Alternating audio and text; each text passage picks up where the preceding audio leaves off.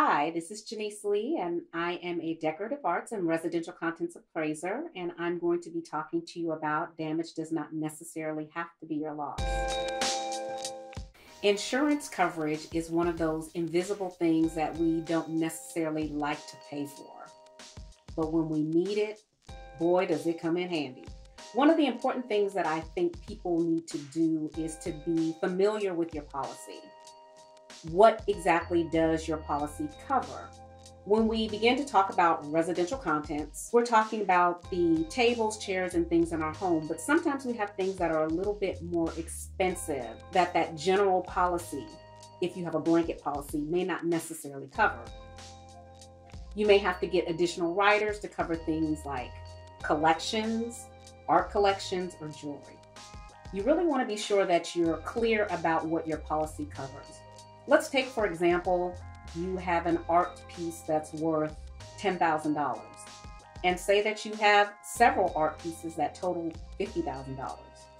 Your standard policy may only be for $50,000, and what if those pieces are all damaged?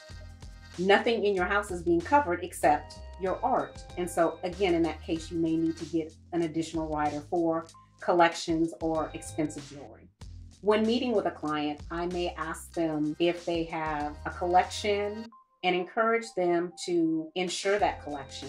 When I was meeting with a young lady for lunch at one time, she had an expensive handbag, and I asked her the question, have you had your purses updated on your insurance policy?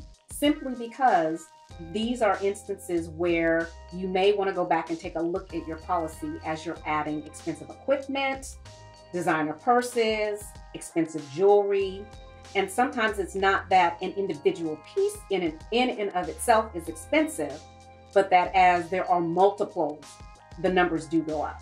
As a client, most of the time, once you've gone through a scenario where you were not adequately prepared, you are an advocate of being pre-prepared.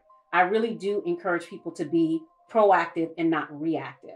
And so some of the steps that I encourage you to take before disaster strikes, and a lot of us like to think, I don't have to worry about that. That's not going to happen to me. And then it does. Or it may not necessarily happen to you. It may happen to a family member.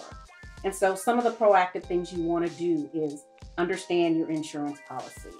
You definitely want to do that self-inventorying, or perhaps hire someone to come in and help you with the inventory process if you feel like it's too overwhelming. But these are just a few things that you can do so that should something arise, you will be prepared. Thanks for watching the video. I hope it has been helpful and informative. If you didn't have an opportunity to watch the previous two videos, you may want to go check them out. The links will be provided for you. And also, you can check me out on various forms of social media. And I hope that you'll follow me, share this video, and encourage others who you think might find this information helpful to watch the videos and begin to follow me as well.